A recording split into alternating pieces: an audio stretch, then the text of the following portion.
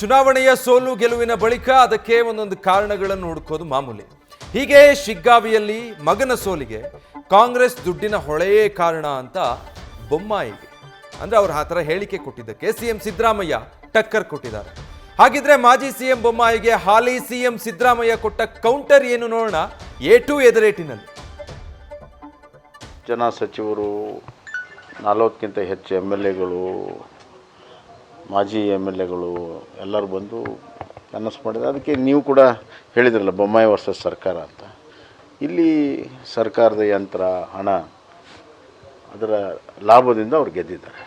Election commission ಯಾರ ಅಧೀನದಲ್ಲಿರೋದು? ಅಂದರೆ election commission ಸರಿ ಇಲ್ಲ ಅಂತಲ್ಲ ಅವ್ರ ಅರ್ಥ. ಹಾಗಾದರೆ ಮಹಾರಾಷ್ಟ್ರದಲ್ಲಿ ಗೆದ್ದರಲ್ಲಿ ಹೆಂಗೆ ಗೆದ್ದಿದ್ದರು ಅವರು? ನಾನು ಅವೆಲ್ಲ ಹೇಳಕ್ಕೆ ಹೋಗಲ್ಲ, ಹೇಳಬಾರದು, ಹೇಳಲ್ಲ. ಮಹಾರಾಷ್ಟ್ರದಲ್ಲಿ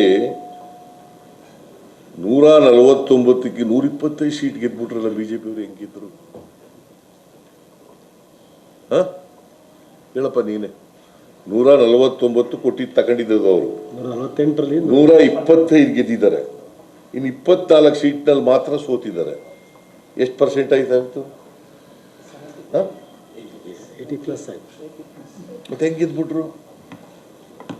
ಬಸವರಾಜ ಬೊಮ್ಮಾಯಿ ಸೋತ್ಬಿಟ್ಟು ಮುಖ್ಯಮಂತ್ರಿ ಆಗಿದ್ದವರು, ಮಾಜಿ ಮುಖ್ಯಮಂತ್ರಿ ಆಗಿದ್ದವರು, ಅವ್ರ ಮಗ ಸೋತ್ಬಿಟ್ಟಿದ್ದಾರೆ.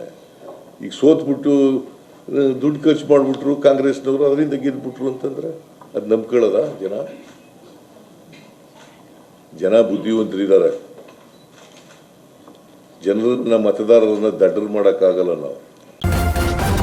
ನ್ಯೂಸ್ ಫಸ್ಟ್ ನಿರ್ಭೀತಿಯಿಂದ ನಿಮ್ಮ ಪರವಾಗಿ.